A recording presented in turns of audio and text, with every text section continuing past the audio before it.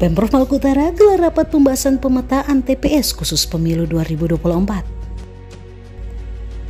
Dalam rangka mendukung mensukseskan agenda politik nasional pemilihan umum tahun 2024 di Provinsi Maluku Utara dan menindaklanjuti Undang-Undang Nomor 7 Tahun 2017 tentang Pemilihan Umum dan Peraturan KPU Nomor 3 Tahun 2022 tentang tahapan dan jadwal penyelenggaraan pemilihan umum serta Peraturan KPU Nomor 7 Tahun 2022 tentang penyusunan daftar pemilih, dan juga berdasarkan Surat Menteri Dalam Negeri tanggal 30 Desember 2022 tentang dukungan dan fasilitas pemerintah daerah dalam tahapan penyelenggaraan pemilihan umum, maka pemerintahan Provinsi Maluku Utara melaksanakan pertemuan dengan melibatkan unsur Forkopimda, Bupati Halteng, dan instansi terkait serta sejumlah pimpinan perusahaan di bidang pertambangan yang beroperasi di Maluku Utara guna membahas penempatan TPS khusus pada pemilu tahun 2024.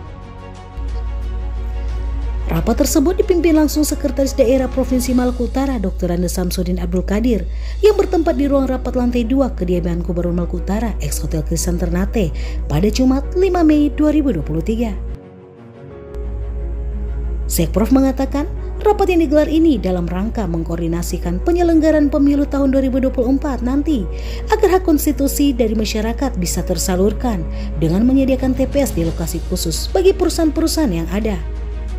Pasalnya, banyak masyarakat yang berada di daerah tertentu tapi tidak ber-KTP di daerah itu, maka sesuai mekanisme harus ada TPS khusus.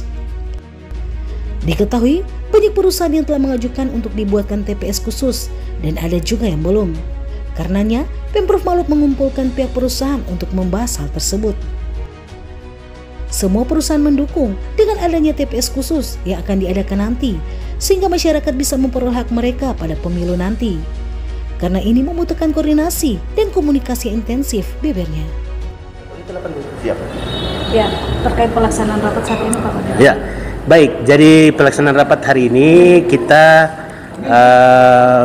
pada dasarnya mengkoordinasikan penyelenggaraan dalam rangka penyelenggaraan pemilu nanti.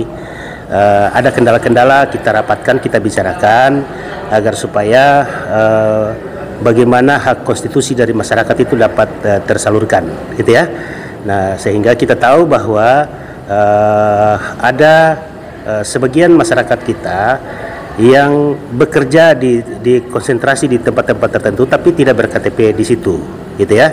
Atau dia berada di tempat-tempat tertentu tapi tidak berada di KTP di situ. Nah, dia itu sesuai dengan mekanisme itu biasanya ada TPS di lokasi khusus, itu istilahnya begitu.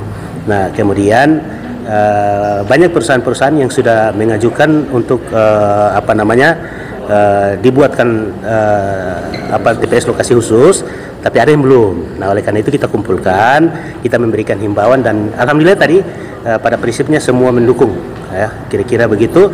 Dan dengan mendukung ini kita berharap nanti masyarakat tidak ada yang merasa terhambat haknya, tidak terfasilitasi dan sebagainya.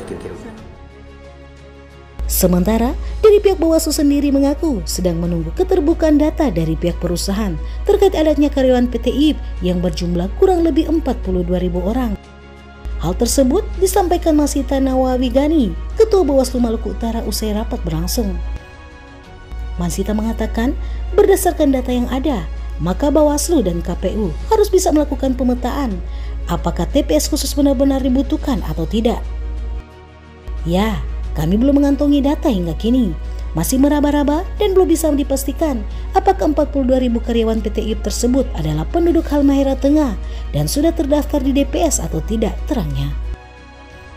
Tadi bahwa kami sekarang lagi menunggu ya adanya data, keterbukaan data dari pihak perusahaan sendiri terkait dengan adanya karyawan yang berjumlah kurang lebih 42.000. Nah, dari data yang ada baru kami kemudian bersama-sama dengan KPU bisa melakukan pemetaan kan apakah keberadaan terkait dengan TPS pada lokasi khusus ini memang benar-benar dibutuhkan atau tidak, seperti itu. Jadi kami itu masih meraba-raba.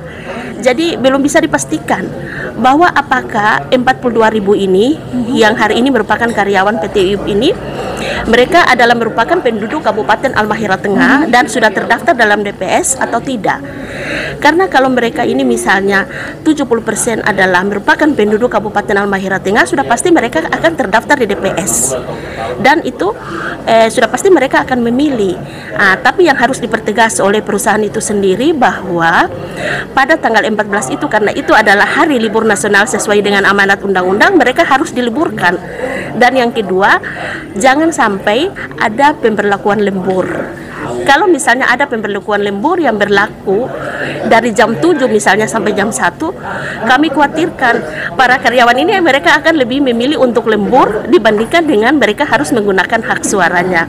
Untuk pemilu ini kami berharap bahwa seluruh pihak, ya dalam hal ini stakeholder, benar-benar mendukung kerja-kerja penyelenggara baik KPU maupun Bawaslu untuk memastikan bahwa pelaksanaan pemilu maupun pilkada serentak tahun 2024 ini dapat berjalan secara luber, jurdil, dan berkualitas.